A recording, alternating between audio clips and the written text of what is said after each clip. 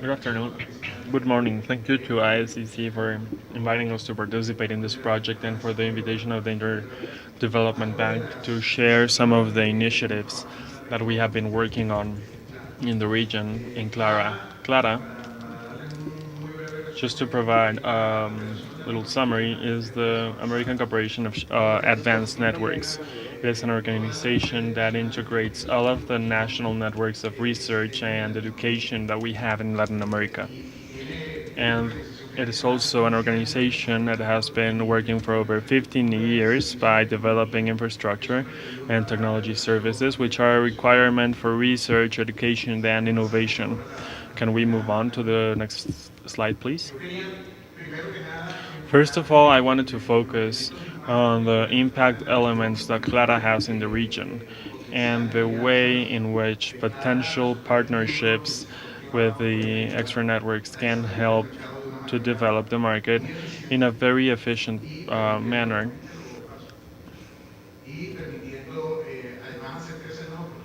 and also helping the business opportunities grow in the region. Actually, Clara is an organization that wouldn't exist if it weren't for the market forces because of several reasons. The first one are the economic matters of telecommunications nature, and also a barrier that implies the international coordination regarding communications and support. So it is an organization that has to work based on a space that is not natural for initiatives, but it has a lower impact regarding from the economic point of view for the region. Some of the numbers that we have over here are the numbers of the people who have been impacted by the development of the activities of our networks. We have less institutions than the one that are mentioned. That's why those are the ones that we have in Latin America. We are talking about 20 million students in higher education.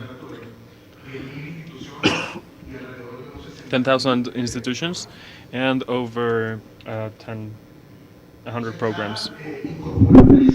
So Clara incorporates 13 networks now.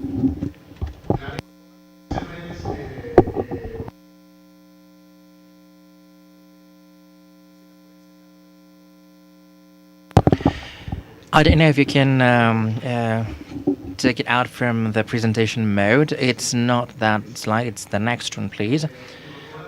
It incorporates 13 regional networks, among which, just to mention some, we have the National Fisheries Network, we have Novared in Argentina, we have Laguna in Chile, and you have to turn off the presentation mode, or turn off the automatic frequency. Well, we have the academic university network of Uruguay, and of course the University Corporation for the Development of Internet in Mexico. These 13 networks, serve about 2,100 to 2,200 institutions regionally, with which the impact this has from the point of view to fostering of education in the region is very relevant. Next one, please.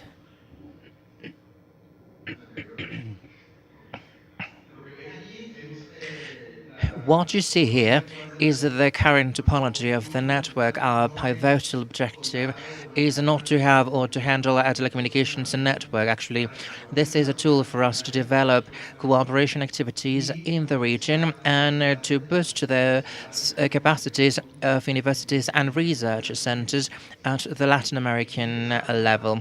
It's paramount to have capacities which have no limits in practical terms and in relation to the bandwidth that we can offer today. As you know, the technological and scientific development depends a lot on the resources of ICTs. Evermore, the use of intensive computer skills, access, and the likelihood of probability of cooperation globally are element for technological innovation. And this leads me to a very important point where we have, like for like this, where we can discuss, we know the digital division is not just a division of access. We're not going to solve with access the problem that we have in the Latin American level. And what we have to solve here is the capacity of production, generation of wealth through the use of technology, with which we have to move that conception of universal use funds just to finance infrastructure to guarantee users connectivity to different services of communication, to the generation of capacities for wealth. If you see the impact of universities from the economic development point of view, we can review and we can analyze the impact thereof in function of something that is called Mensa analysis, which studies the impact of completing the different levels of education in relation to the income. In general, the impact of this is of around 70%. I mean, that's the average. It's higher in some areas or lower in other areas. But a person completing a higher education is going to earn an average 60% more than a person that did not complete their studies. That's the economic impact in the GDP of the country where we are training this, where we are training these people. And also, besides the private sector, we can develop projects and initiatives that are going to generate wealth. Today, the network of RedCLARA to use build that telecommunications network that you can see this is a hirement of irrevocable rights of use, which has a very big problem, structural problem. Our objective and our need for development implies that we should be sustainably growing capillarily so we can sustain universities. However, if we grow under a modality of irrevocable rights of use, the operational and maintenance costs to these rights are going to make the project unfeasible, because our goal is not to generate revenue from which we can obtain from the provision of services the costs of maintenance. So we have been working a lot and discussing with the Inter-American Bank of Development to look for alliances of financing mechanism of this type of infrastructure, generating a virtuous circle, and which will allow for great capacities of investment, and that will allow our institutions with their limited capacities of investment move from the wrong side of investment of the costs of the assets and moved through this association to the development of capacities and opportunities for everyone, including the private partnership that can start and trigger these initiatives. Today we are completing our capacity regionally thanks to a financing that we have today from the European Economic Community. This project is called BELAM, which allows the direct interconnectivity between Europe and Latin America, something that, by the way, is one of the reasons of why, the interconnectivity is taking place, in the north between Latin America and Europe. There is one single cable connecting both continents and one cable serving to transfer data, an older cable, which is in part the ownership of Telefonica. And with this project, we are installing a new underwater cable, and RedCLARA and its partners will have about 20 channels, optical channels, out of which we will have one which is illuminated, connecting directly the university network, the European network called RedCLARA, and through Clara, with all of its partners, we are developing a backbone at the Latin American level with capacities of 5 to 6 levels of spectrum, so we can broaden and develop the connectivity capacity.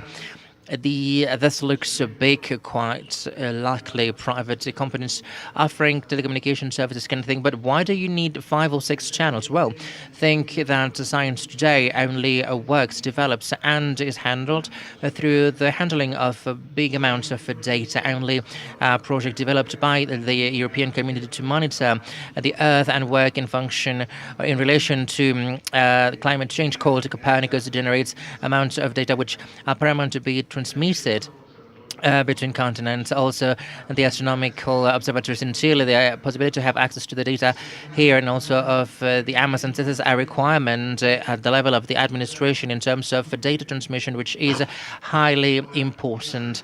Now, this network, as you can see here, has a lot of problems. We have one backbone with some relevant, some provisions, some weaknesses in Latin America. And right now we have a backbone of 2.5 gigabits, which is not enough for our needs.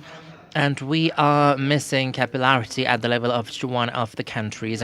We are not reaching the universities in Guatemala, for instance. So we have the thread or the connectivity in Guatemala, but we are not able to connect the 16 or 18 institutions in Guatemala. It's part of a project that we have been working within the framework of the Mesoamerican project. These developments are very important, and they are just a small element, a small piece upon which we're going to structure and different services in the area of data and capacities to provide services to help universities, help the digital transformation of the university environment. These are high-impact projects of a relatively low cost if we manage them properly. We can develop the virtuous circle model through alliances with the private sector and our organization. So thank you. And I don't know if I can, make a comment on the last slide. This slide, well, I asked one of my partners permission so I can present this, because in here we have the model, the forecasted model of infrastructure for Brazil for 2020. Brazil has a very interesting story that I am bringing here, because in terms of thinking the modes of alliances, Brazil has developed several rings of fiber, through a private-public partnership in some of the largest cities of the country. I think this is an experience which has been very positive, that we can take as an example of what we could develop if we establish the basis and political and economic parameters, as well as those for regulations which are appropriate. And I invite you then, as long as it's possible, to think in this positive way, to work together jointly and to develop further the market that can allow us to grow as a region and to make the telecommunications companies grow. Thank you, everyone, and have a nice day. Thank you very much.